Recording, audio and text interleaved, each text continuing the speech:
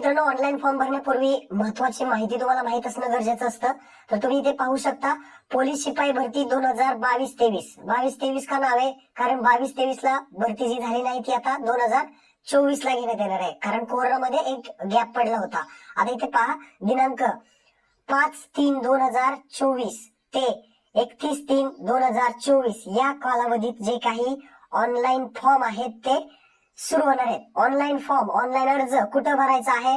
Police recruitment 2024.mahaiti.org या website वरती online form जे ते होणार आहेत आणि जाहिराती प्रसिद्ध होणार आहेत. उद्यापासून म्हणजे 1 मार्च पासून जाहिराती प्रसिद्ध होतील.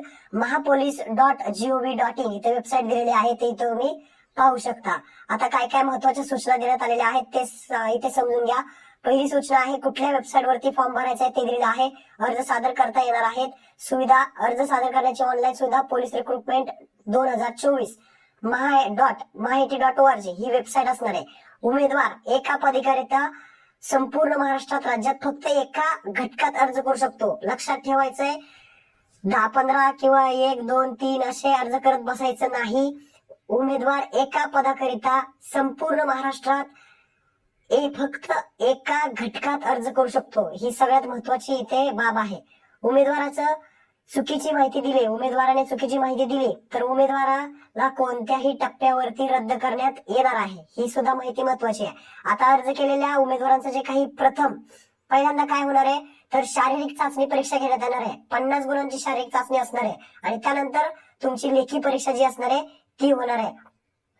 आणि सगळ्यात महत्वाचं म्हणजे इथे सांगितलेलं आहे की लेखी परीक्षा ही सर्व पोलीस घटकांमध्ये लेखी परीक्षा एकाच दिवशी आयोजित करण्यात येणार आहे. म्हणजे अख्ख्या महाराष्ट्रामध्ये एकाच टायमिंगला लेखी परीक्षा असणार आहे. त्यामुळे अर्ज भरताना तुम्ही कुठे अर्ज करताय ते लक्षात ठेवून अर्ज करा आणि एकाच घटकात अर्ज करा. आता पोलीस भरती प्रक्रियेत जी काही तुमची शारीरिक चाचणी होणार आहे त्यामध्ये कमीत कमी 50% गुण पाहिजेत. म्हणजे 50 गुणांची जी काही तुमची शारीरिक चाचणी परीक्षा आहे त्यामध्ये कमीत कमी 50 पाहिजेत.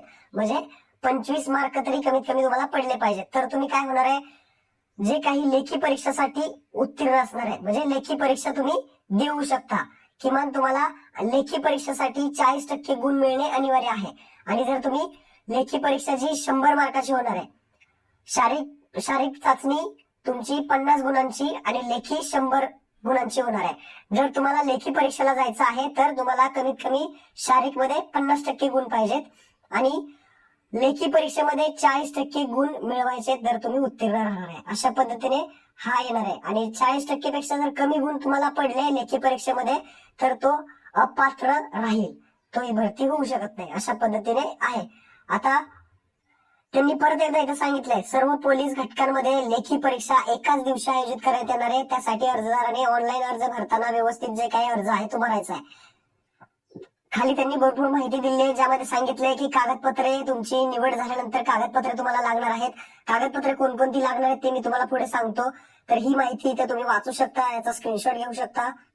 तर आता आपण पुढची माहिती पाहूया, ज्यामध्ये पात्रता कशी असते, कागदपत्रे काय काय लागतील, शारीरिक पात्रता, वयाची अट वगैरे हे तुम्हाला सांगतो. चला तर सर्वात पहिल्यांदा पाहूयात आपण शारीरिक पात्रता. शारीरिक पात्रतेमध्ये उंची, छाती आपले किती असणं गरजेचं आहे ते पहा.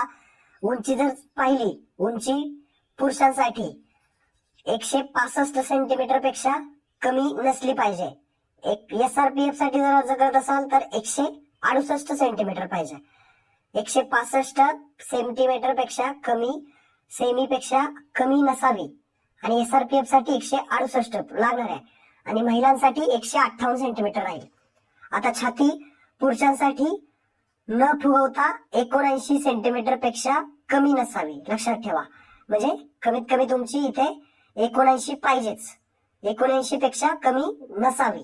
महिलांसाठी तर काय लागत नाही. त्यानंतर शारीरिक चाचणी, लक्षात ठेवा, शारीरिक जी पदे असणार आहेत ते पोलीस शिपाई असणार आहेत, पोलीस शिपाई चालक आणि SRPF.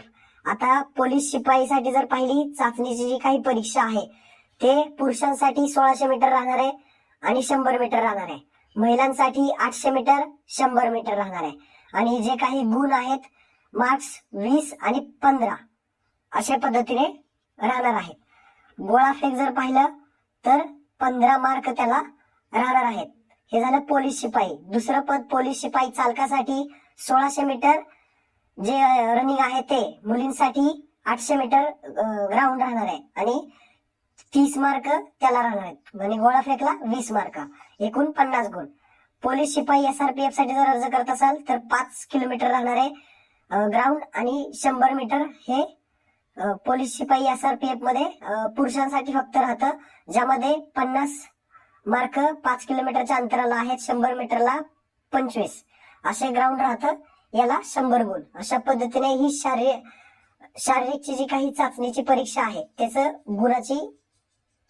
आता तुम्हाला सांगितलं की पोलीसची पदे कुठली कुठली असणार आहे, तर पोलीस शिपाई चालक आणि सशस्त्र पोलीस शिपाई म्हणजे SRPF असे 3 पद असणार आहेत. आता या तिन्ही पदांसाठी कसं असतं, 12वी पास शैक्षणिक अर्हता. तुम्ही मागच्या वर्षी जर जाहिरात पाहिली तरी पहा, अशा पद्धतीने होती, ज्यामध्ये तुम्हाला दिलेलं आहे इयत्ता 12वी पास असणं गरजेचं आहे. पोलीस शिपाईला इयत्ता 12वी पास, पोलीस शिपाई चालकला 12वी पास, सगळ्याला 12वी पास. फक्त लक्षात ठेवा, पोलीस शिपाई चालक साठी जर तुम्ही अर्ज करत असाल तर तुमच्याकडे ड्रायव्हिंग लायसन्स असणं गरजेचं आहे. LMV आपण म्हणतो, 4 व्हीलरचं ड्रायव्हिंग लायसन्स, ते तुमच्याकडे असणं गरजेचं आहे. आता तुम्ही पाहू शकता कागदपत्रे काय काय लागणार आहेत आणि त्याची तारीख, कागदपत्रे कधीपर्यंतची तुम्ही काढून ठेवायची ते सुद्धा दिलेलं आहे. तर आवश्यक कागदपत्रे, जी काही सर्व आवश्यक कागदपत्रे आहेत, प्रमाणपत्रे आहेत, ती अर्ज भरण्याच्या अंतिम दिनांकापर्यंत किंवा त्यापूर्वीची उमेदवारांनी प्राप्त करून घेणे आवश्यक आहे. म्हणजे आत्ताच काढून ठेवा, काही टेन्शन नाही. आत्ता कागदपत्रे काढली, आता फॉर्म सुरू होतील 4-5 दिवसाने, आत्ता कागदपत्र काढली तरी चालतील. 31 म्हणजे फॉर्म भरायची जी काही शेवटची तारीख असते तिथपर्यंत तुम्ही कागदपत्र काढू शकता. ते तारीख त्याच्यावरती असणं गरजेचं आहे. आता कागदपत्रामध्ये काय काय लागणार आहे, 10वी आणि 12वीचं जे काही प्रमाणपत्र आहे, त्याला सनद आपण म्हणतो, ते प्रमाणपत्र इथे लागणार आहे. पहा, पहिलेच कागदपत्र आहे SSC किंवा HSC उत्तीर्ण प्रमाणपत्र. त्यानंतर रहिवासी प्रमाणपत्र असेल, जातीचं प्रमाणपत्र असेल, जात वैधता प्रमाणमध्ये जर तुम्ही कास्ट मध्ये येत असाल तर कास्ट सर्टिफिकेट लागणार आहे. जर MSCIT, लक्षात ठेवा MSCIT करून घ्या आत्ताच जर केली नसेल तर, आणि तुम्हाला MSCIT करायला पण थोडा वेळ देतात, तर MSCIT ऑप्शनल आहे, पण करून घ्या, नंतर तुम्हाला ते लागणारच आहे.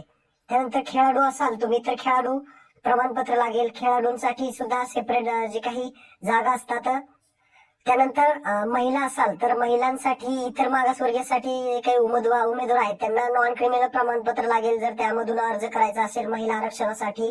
त्यानंतर माजी सैनिक असाल तर डिस्चार्ज प्रमाणपत्र वगैरे लागेल. गृहरक्षक दलाकरिता आवश्यक असलेली प्रमाणपत्र जर तुम्ही त्या कॅटेगरीमध्ये येत असाल, प्रकल्पग्रस्त मध्ये येत असाल तर त्याचं प्रमाणपत्र लागेल, भूकंपग्रस्तामध्ये येत असाल तर त्याचं प्रमाणपत्र लागेल.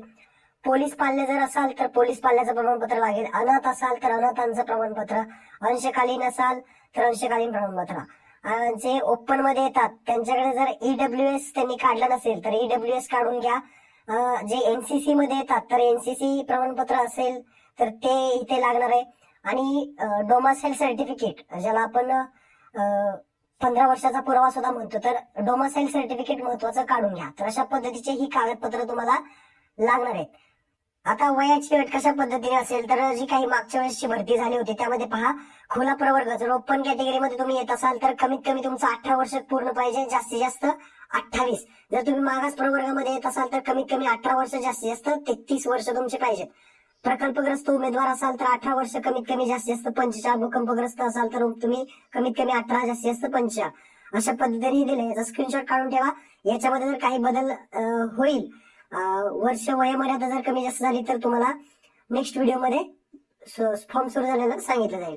फॉर्म सुरू झाल्यानंतर आपल्या चॅनलवरती व्हिडिओ येईल, चॅनलला सबस्क्राईब करून ठेवा आणि हा व्हिडिओ आपल्या पोलीस मित्रांना ज्यांना तयारी करतायत त्यांना शेअर करायला विसरू नका.